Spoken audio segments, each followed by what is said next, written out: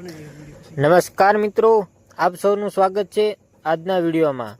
આજે તારીખ 13 ફેબ્રુઆરી 2026 આપણે મુલાકાત લેવા જઈ રહ્યા છીએ ગુજરાતના ડુંગળીના માર્કેટ યાર્ડના ભાવ અંગે વિવિધ બજારોમાં કોઠો સાથે વિશ્લેષણ।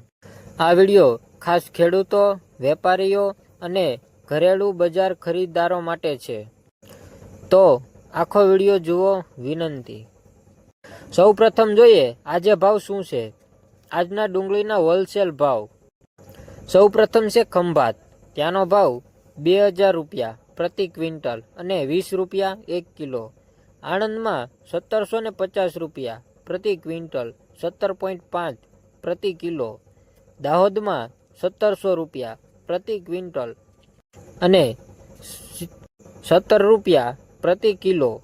સુરતમાં 1325 રૂપિયા પ્રતિ ક્વિન્ટલ અને 13.25 પ્રતિ કિલો। રાજકોટમાં 800 થી 855 રૂપિયા પ્રતિ ક્વિન્ટલ અને 8 થી 8.5 પ્રતિ કિલો। પોરબંદરમાં 1000 રૂપિયા પ્રતિ ક્વિન્ટલ અને 10 રૂપિયા પ્રતિ કિલો। સરેરાશ સંગ્રહ ભાવ 12059.79 પ્રતિ ક્વિન્ટલ। હવે જોઈએ મિત્રો કેમ ભાવમાં ફેરફાર થાય છે। ડુંગળીના ભાવમાં ફેરફારનો મુખ્ય કારણો: આવક અને આવકનો જથ્થો, માજમાં માંગ અને વેપારીની કિંમતો, વાતાવરણ, પેદાશ અને સંગ્રહ ક્ષમતા, આંતરરાષ્ટ્રીય બજાર સ્થિતિ, જેમ કે કેટલાક યાર્ડોમાં ઓછા ભાવ છે તો કેટલાક યાર્ડોમાં ભાવ વધારે છે। હવે મિત્રો ખેડૂતો અને વેપારીઓ માટે સલાહ। સૌપ્રથમ ખેડૂતો માટે વધુ ભાવવાળા યાર્ડમાં વેચાણનો વિચાર કરો। ભાંડોળા અને માંગ અનુસાર વેચાણ શરૂ કરો। વેપારીઓ માટે સલાહ: વિવિધ યાર્ડોની ભાવ સરખામણી કરો। વધતી માંગને ધ્યાનમાં રાખીને જથ્થો આયોજિત કરો।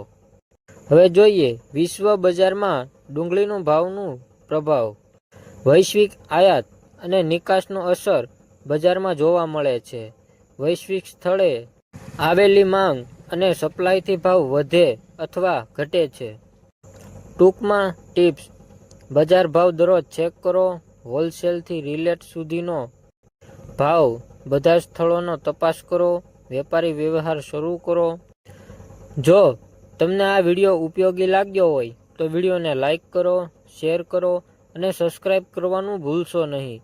આવતીકાલે ફરી તમને કપાસ અથવા ડુંગળીના ભાવનું વિડીયો જોવા મળશે।